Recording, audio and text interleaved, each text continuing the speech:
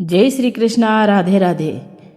अगहन गुरुवार लक्ष्मी व्रत कथा विधि और विधान महत्म सहित कथा सहित सुनिए। कार्तिक मास के बाद आने वाले अगहन मास की प्रत्येक गुरुवार को महालक्ष्मी जी के बड़े विधि विधान से पूजा कर उन्हें प्रसन्न किया जाता है। घर में महिलाएं दिन भर व्रत धारण करती है और कथा सुनकर माँ लक्ष्मी को याद करती है। महिलाएं माता लक्ष्मी को प्रसन्न करके मनवांछित फल की कामना करती है। अगहन मास में प्रत्येक गुरुवार को माँ लक्ष्मी, भगवान विष्णु और माँ तुलसी की सामूहिक पूजन किया जाता है।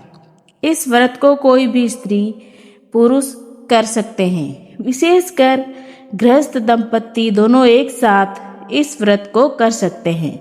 मास एवं तिथि का महत्व।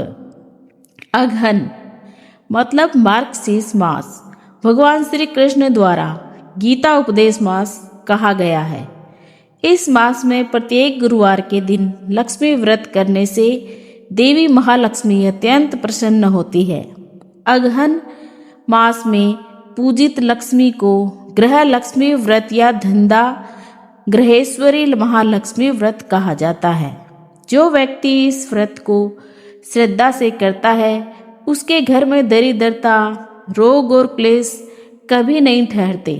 इस वर्ष अगहन मास 2025 में कुल 5 गुरुवार को यह व्रत रखा जाएगा। पहला गुरुवार 6 नवंबर अगहन कृष्ण प्रतिपदा तिथि। दूसरा गुरुवार 13 नवंबर अगहन कृष्ण नवमी तिथि। तीसरा गुरुवार 20 नवंबर अगहन पूर्णिमा। चौथा गुरुवार 27 नवंबर अगहन शुक्ल सप्तमी। पांचवा गुरुवार 4 दिसंबर अगहन पूर्णिमा। व्रत का संकल्प एवं पूर्ण तैयारी। व्रत से एक दिन पूर्व बुधवार को सायंकाल को घर को अच्छे से धो पोंछकर स्वच्छ करें। मुख्य द्वार पर पूजा स्थान पर आटे या चावल के घोल से माता लक्ष्मी के पद चिन्ह बनाएं। दरवाजे पर आम के पत्ते, केले के स्तंभ और दीपक रखें। रात में दीप जलाकर माता को आमंत्रण दे कि हे माता लक्ष्मी, कल आपके स्वागत हेतु यह दीप मेरे द्वार पर प्रज्वलित रहेगा। पूजा सामग्री। कम सामग्री उपयोग में।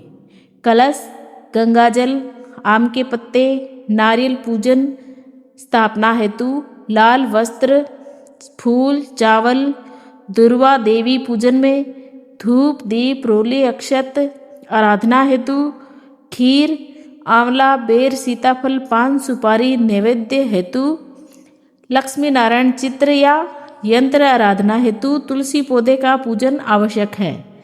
श्री सूक्त, कनक धारा स्त्रोत, लक्ष्मी स्तोत्र नामावली, सहस्त्र नाम 40 पाठ अपनी सुविधा अनुसार करें। अन्य उपाय संभव हो तो गुरुवार को केले के पेड़ की भी पूजा करें और उसमें गुड़ और चने की दाल अर्पित करें। लाल गाय को चना दाल और गुड़ खिलाना भी शुभ माना जाता है।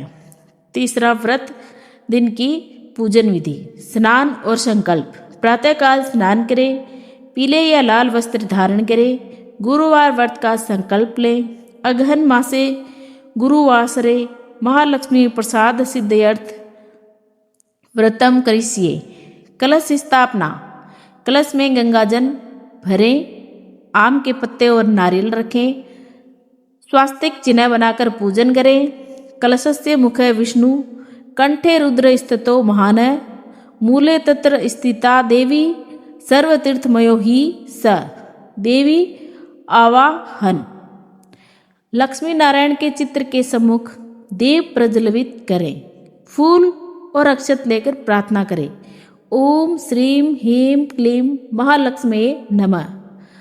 आवाहयामि, स्थापयामि, पूजयामि नमः। पाद अर्ध आचमन 3 बार जल अर्पण करें। ओम लक्ष्मी नमः पाद्य समर्पयामि। ओम श्री नमः अर्घ समर्पयामि। ओम ह्रीम नमः आचमनीयम समर्पयामि। पूजन एवं अर्पण। पुष्प, चंदन, अक्षत, धूप, दीप क्रमशः अर्पित करें। दीप जलाकर माँ की आराधना करें। भोग में खीर, आंवला, बेर, गुड़, चावल, खिचड़ी रखें। भोग दोपहर 12 बजे के आसपास पास चावल की खीर, अनरसा या अपने सुविधा अनुसार अन्य सात्विक भोजन का भोग लगाएं। प्रसाद ग्रहण। शाम को आरती के बाद प्रसाद ग्रहण करके व्रत खोलें और इस दौरान सिर्फ एक समय भोजन करें। अब सुनिए अगहन गुरुवार महालक्ष्मी व्रत कथा। भारतवर्ष के सौराष्ट्र देश के द्वापर युग की ये कहानी है। सौराष्ट्र में उसे वक्त भद्रसर्वा नाम के राजा रहते थे। वह बहुत पराक्रमी राजा थे। उन्हें 4 वेद, 6 शास्त्र और 18 पुराणों का ज्ञान था। उनकी रानी का नाम सूरत चंद्रिका था। रानी दिखने में सुंदर व सुलक्षणा थी और पतिव्रता भी थी। उन दोनों को 7 पुत्र थे और उनके बाद उन्हें एक कन्या का वरदान मिला था। उन्होंने कन्या का नाम श्यामबाला रखा था। एक बार महालक्ष्मी जी के मन में आया कि जाकर उन राजा के राजप्रसाद में रहे। इससे राजा को दुगनी धन संपत्ति प्राप्त होगी। यह धन दौलत उसकी प्रजा को सुख दे पाएगी। गरीब के घर जाने पर वह स्वार्थी होकर केवल अपने ऊपर ही खर्च करेगा। ऐसा सोचकर उन्होंने एक बूढ़ी ब्राह्मण स्त्री का रूप धारण कर हाथ में लाठी लेकर रानी के द्वार तक पहुंची। उन्हें देखकर एक दासी सामने आई। उसने उसके बारे में पूछा। बूढ़ी का रूप धारण किए महालक्ष्मी जी ने कहा, मेरा नाम कमला है, वह मेरे पति का नाम भुवनेश है और हम द्वारका में रहते हैं। उसने बताया कि तुम्हारी रानी पिछले जन्म में एक गरीब वेश्य की पत्नी थी। दरिद्रता के कारण रोज उनमें झगड़े होते तथा उसको पति उसे रोज पीटता था, जिससे परेशान होकर वह उसे जंगल चली गई। खाली पेट भटकने लगी। उसकी दुर्दशा पर मुझे दया आई। तब मैंने उसे सुख संपत्ति देने वाली श्री महालक्ष्मी जी की कथा सुनाई और मेरे कहने पर उसने उसका व्रत किया, जिससे देवी ने प्रसन्न होकर उसे गरीबी दूर होने का आशीर्वाद दिया, जिस कारण उसका घर धन दौलत संपत्ति से भर गया और बाद में पति पत्नी परलोक सिधारे। श्री महालक्ष्मी जी का व्रत करने के कारण वे दोनों महालक्ष्मी लोक में रहे। इसी कारण उनका जन्म राजघराने में हुआ, परंतु वह महालक्ष्मी जी का व्रत करना भूल गई। इसके बाद दासी उसको प्रणाम कर रानी को बताने अंदर चली गई। राज सुख में रहते हुए रानी को अपने ऐश्वर्य का बहुत घमंड था। दासी द्वारा बुढ़िया की बातें सुनकर वह क्रोधित हो राजद्वार पर आकर बुढ़िया रूपी दूसरों को भला बुरा कहा। रानी सूरत चंद्रिका ने इस प्रकार के बर्ताव व अनादर देखकर माता ने वहां ठहरना उचित नहीं समझा और वहां से चल पड़ी। चलते समय उन्हें राजकुमारी श्यामबाला मिली। उन्होंने श्यामबाला को सारी बातें बताई। राजकुमारी ने बातों के लिए उनसे क्षमा मांगी। माता को उस पर दया आ गई। उस दिन अगहन मास का पहला गुरुवार था। उन्होंने राजकुमारी को श्री महालक्ष्मी जी के व्रत के बारे में बताया।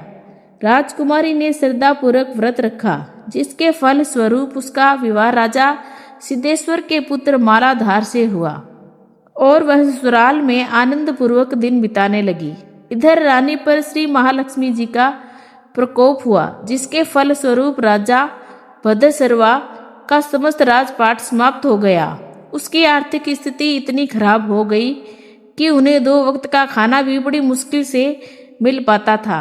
एक दिन रानी सूरत चंद्रिका ने राजा को आग्रह किया कि हमारा दामाद धनवान व ऐश्वर्यशाली राजा है, क्यों ना आप उनके पास जाकर उसे अपनी स्थिति से अवगत करवाएं, वह हमारी मदद जरूर करेगा। राजा भद्रसर्वा को रानी सूरत चंद्रिका की बात सही लगी। वह तुरंत दामाद के पास चले गए। दामाद के राज्य पहुंचकर एक तालाब के किनारे कुछ देर विश्राम करने ठहरे।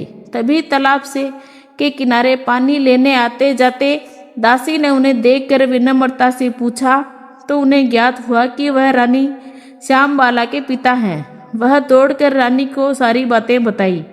रानी ने अपने पिता को बड़े आदर सत्कार से स्वागत किया, खान पान करवाया। तब पिता ने अपनी पुत्री की स्थिति से अवगत करवाया। फिर वह लौटने लगे तो पुत्री ने उन्हें सोने की मोहरों से भरा हुआ घड़ा दिया। राजा भद्रसर्वा जब वापस लौटे तो उन्हें देखकर रानी सूरज चंद्रिका खुश हुई। उन्होंने सोने की मोहरे से भरे घड़े का मुंह खोला, देखा तो उसमें धन के बदले कोयले रखे हुए मिले। यह सब श्री महालक्ष्मी जी के प्रकोप से ही हुआ था। इसी तरह कई दिन बीत जाने के बाद रानी स्वयं अपनी पुत्री के पास गई। वह दिन अगहन मास का अंतिम गुरुवार था। पुत्री श्याम बाला ने श्री महालक्ष्मी जी का व्रत रखा और अपनी माता सूरज चंद्रिका से भी करवाया तथा दोनों ने संपूर्ण विधि विधान से पूजा की। इसके बाद रानी सूरज चंद्रिका अपनी पुत्री के यहाँ से लौट आई। व्रत रखने से उसे फिर से अपना राजपाट, धन दौलत व ऐश्वर्य की प्राप्ति हुई। कुछ दिनों के उपरांत उसकी पुत्री श्याम बाला अपने पिता माता के घर आई। उसने पुत्री को घर में देखकर रानी को पुरानी बातें याद आई कि उसने घड़े में कोयला दिया था। इसी परिणाम स्वरूप उसकी माता पिता घर आने पर कोई आदर सत्कार नहीं मिला, बल्कि अनादर ही हुआ। किंतु उसने इस बात का बुरा नहीं माना और अपने घर लौटते समय थोड़ा सा नमक ले लिया। घर लौटने पर उसने पति से पूछा कि उस अपने मायके से क्या लाई हो। इस पर उसने जवाब दिया, वहाँ का सार लाई हूँ। पति ने पूछा, इस बात का क्या मतलब हुआ? श्याम बाला ने कहा, थोड़ा धीरज रखें, आपको शीघ्र ही ज्ञात हो जाएगा। उस दिन श्याम बाला ने सारा भोजन बगैर नमक डाले ही बनाकर परोसा। पति ने खाना चखा। सारा खाना बिना नमक का था, इसलिए स्वाद नहीं था। फिर श्याम बाला ने थोड़ा सा नमक डाला, जिससे भोजन स्वादिष्ट लगने लगा। तभी श्याम बाला ने पति से कहा, यही है वह मायका से लाया हुआ सार।